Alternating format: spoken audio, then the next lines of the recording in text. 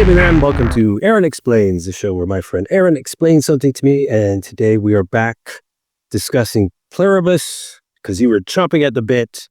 Yeah. You got new theories. Yes. If you didn't watch our last video, I think you had the far more interesting take than I did.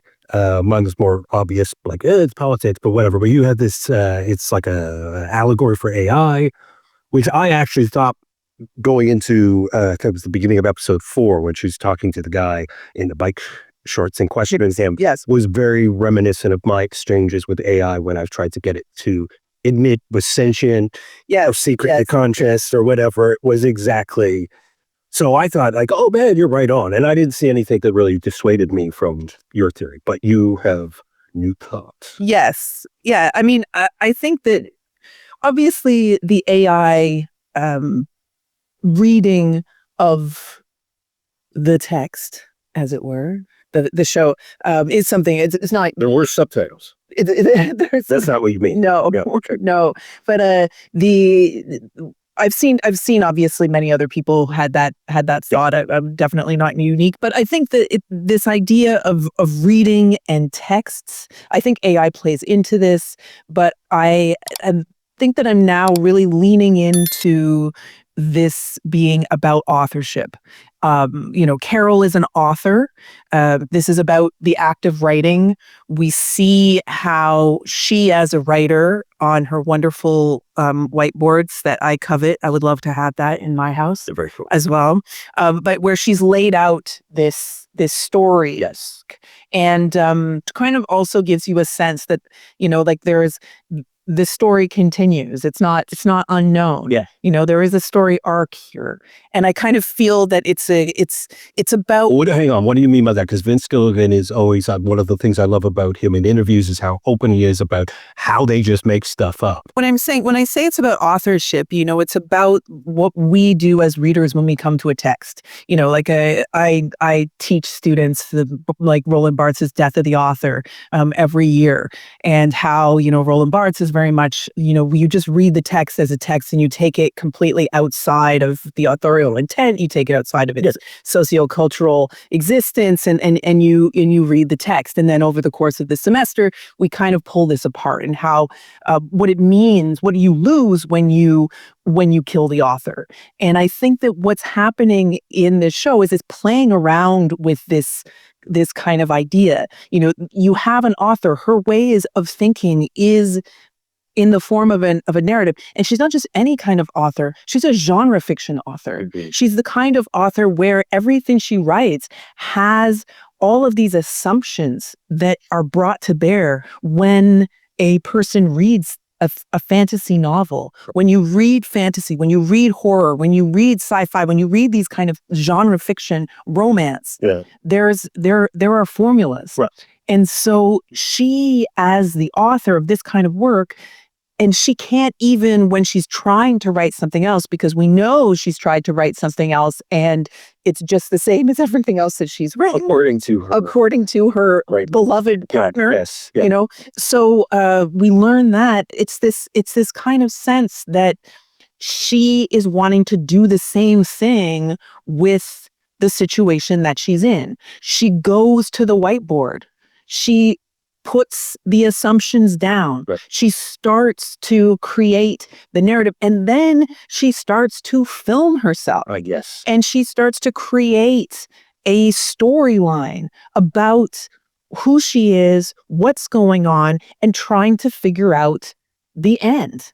And so, of course, lots of people have brought up the reference to the first quarto of 1597, the Shakespeare reference about Romeo and Juliet, right? Which, of course, is called the Bad Quarto.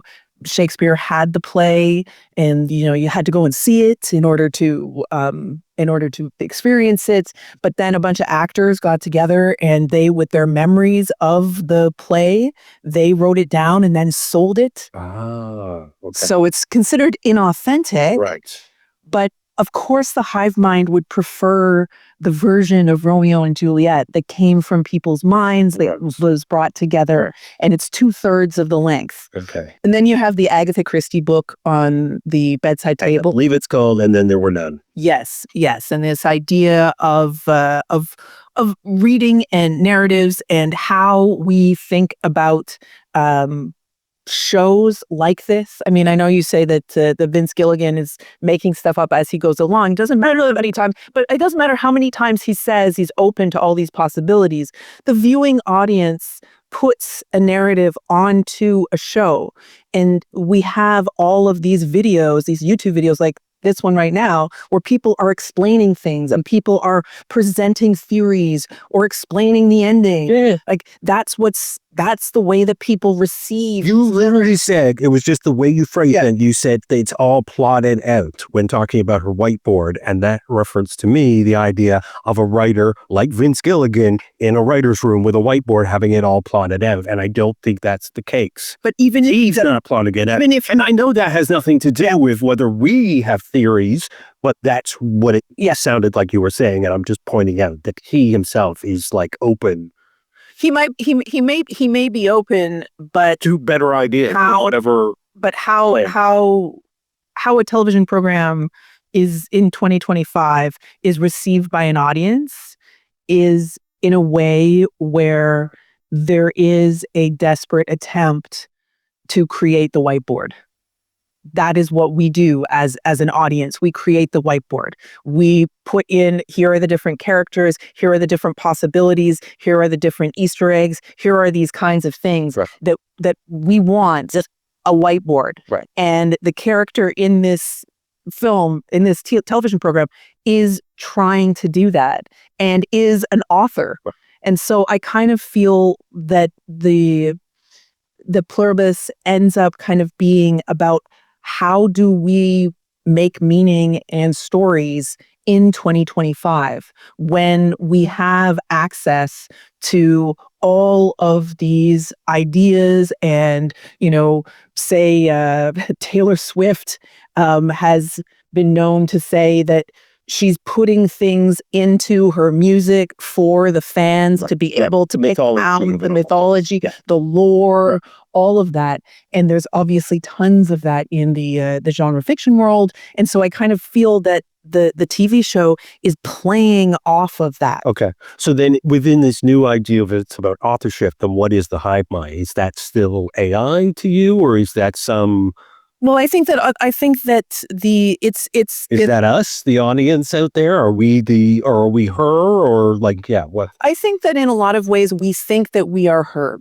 We think that we are the individual that has our own individual perspective on the program. But much like how, I had this idea that it was AI, and then I go online and I can find 25 different essays on Substack, on Reddit, on whatever. Sure, it's more than that, 25,000. 25,000 saying exactly the same thing. Okay. So that we see ourselves as being Carol. That moment where she says, I have agency. Right. Going back to Roland Barthes says that, the author is so unimportant because all that the author is doing is drawing from the infinite citation ability of the world. Okay. Nothing is new. Everything has already been done before. There are things you've been influenced by consciously, subconsciously, and then you reinvent and you feel that you have and you feel that you have the ability to write your own story. But the point is, we perhaps are more like the hive mind than we would like to believe. So that's my new reading from these. So what are we drinking then? What is the milk? It's the milk substance. What is that symbolic of in this? Well, okay. Well, before we get to the milk episode, I'm interested in your thoughts about the Carol Please. What is that about? Yeah, now it should be said, I just literally watched these episodes at the last 20 minutes ago. I think I stopped. So yeah, my first interpretation without really thinking about it was they're literally trying to drown out the answer that Pirate Girl might actually tell her.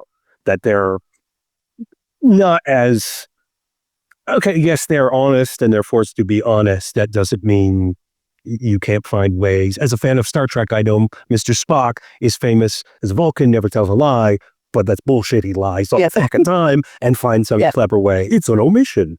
It wasn't a lie. Yeah, like that kind of stuff. That was my take on it, was a rather kind of obvious, just what was happening. It seemed like they were trying to. And then moving into the fifth episode, when as a result of that, when they completely cut her off. When they cut her off. Because she's a threat. Yeah, it's not the, oh, we need space, emotional stuff. No, she's a threat, and they're trying to isolate her, but still maintaining whatever this ethics are. Yeah, my interpretation of this is that I started thinking, I can't remember. I think it was she was talking to the guy, the bike guy. Then she went to see Pirate Girl in the hospital at the beginning of the fourth episode, and she started questioning her. And I thought, you're talking to the same entity. Like, you could have asked all of these questions of the bike guy that you're asking her. She's still treating them like they're individuals, but the entity as a whole that's it. It's an entity. The hive mind is an entity, and it has obviously needs and wants. Like I'd asked right at the beginning, why do they want to move heaven and earth for Carol? Like, why is that so important to them? They seem to have some moral, ethical worldview that means something to them, and they're trying to hold to that, their rules, but at the same time, do what technically should be against their rules, which is not let her be an individual, not let her have agency, that kind of. So that was my thoughts. Well, but what I think was interesting about that is the way that it was framed as a relationship, and this kind of sense that, you know, she was in this relationship with them, right? Okay, but that they should ostensibly have a strong understanding of what it means to be in a relationship with Carol, because they have Helen's consciousness. Yeah. So they have all of this information about this, and so therefore they should have a significant amount of information about Carol's personality and what it is that Carol wants and what it is that Carol needs. And so this idea that they would not be aware of what it is that she's doing is, to me, I thought that, yes, they're trying to maintain their ethics, but there also is a desire to have a relationship with Carol. They are an entity. They are an entity that has whatever consciousness. And so therefore they are actively hurt, and the behavior of the individual members of the hive mind around it's very passive aggressive. Was incredibly passive aggressive. And the drone coming together is like super passive aggressive. And there is this real sense that they want to have this closeness with Carol that's not just we want you to be one of us, we are the Borg, you know, we have this imperative for you to be one of us. There's more there. Right. There's more to it. Yeah. No, I'm getting a sense of there's an emotional inner life through this entity. Yes, that's not just this thing that's moving forward. But then we get to the milk factor, which is where the fifth episode ends. And it is the point at which I have to say I got really nervous in terms of people. Because it's people. I was worried that this is a Soylent Green scenario. It could be, and again, because of all of the members of the hive mind drinking the same thing, and then her going in and finding out where it's made. It's certainly well, this goes back to your authorship of you're pulling from all these. Yeah, they're pulling from pretty obvious sources there, and to end it at that moment, certainly, I gotta believe he knows what we would automatically think, and is doing that on purpose as a misdirect. I have to think that it's not people. But if it is people, again, it fits in your AI idea when you think of the enormous cost that AI has energy-wise and the climate destruction. It's going to be... It's eating itself. It's eating itself. Yes. Yes. They're I can see that being. Yeah, I mean, but as I mentioned to you before we started filming this, I just saw the film Begonia, and I won't give away the film Begonia other than to say, She loved it. other than to say I didn't like it at all, and one of the main reasons to not like it is that I guess the ending within the first 25 minutes of the film, and that's something that that Vince Gilligan has always. Everything that he's made has undermined the expectations that you have for certain characters. Oh, absolutely. And that's every turn. Yeah. The whole focus on authorship and narrative and storytelling and how stories are written and how our expectations function. I really hope that is sort of feeds into the fact that the expectation at the end of the 5th episode is clearly that they're eating themselves. Like but I got faith. Well, we also haven't talked about the really sort of nice foil that the Uruguayan person that we have yet to. I got a little teaser of him. Of him, but just seeing the assumptions that he's making about the hive mind versus what Carol is making. Yes. And then the sense that he is at a storage place, so everything there is fixed at a particular time. So he knows that this stuff is safe. His interest is self-preservation. Right. And it seems like Carol's interest is in figuring out the hive mind, figuring it out so he can survive. Right. It's a survival thing. It's a survival thing. And hers is figuring it out so she can be the hero. Right. Yeah. And again, this brings it back to, it's not just about her being a writer, but it's about her being a successful white woman author and everything that goes along with that. This incredible belief in her own ability to write stories and figure things out. Yeah. Even when she is being told her stories are not good and they're not effective, she still believes it, that she can tell the story, she can figure it out. Whereas the fellow in Uruguay is saying, this is the way things are. It's not up to me to be the hero. Right. I am going to protect myself and I am going to find other people like me. Yes, because that will help me. That will help me. Yeah. Yes. And this is what's most important. Right. Whereas Carol wants to be the hero. Right. Good luck. And this is why, she isn't a likable person. She's she's understandable, but she definitely is a woman with a great deal of privilege, and that feeds into her belief that she can sort this out. Yeah. I mean, he might be trying to, in his own way, trying to save the world and just going about it a completely different way than her. He's not got the hubris of the white American. Exactly. To think that he's going to single-handedly do it. That the fact that he's reaching out might be more than just for resources and somebody else to back up. It might be in hopes of finding somebody who's trying to stop what's going on. So we will see. We will see. Yeah. Okay. That explains it. See, we're going to put this episode up early. So at least we have a few days where this is all plausible before we find out it's viable. Yeah. Yeah. And I will mention, this is another New Mexico. What is that? Bushwhacker. It's from the PBR Professional Bull Riders Rodeo that I went to see in Albuquerque.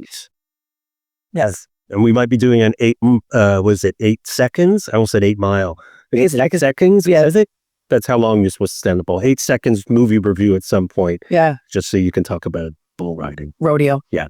So subscribe, leave a comment. See you next week.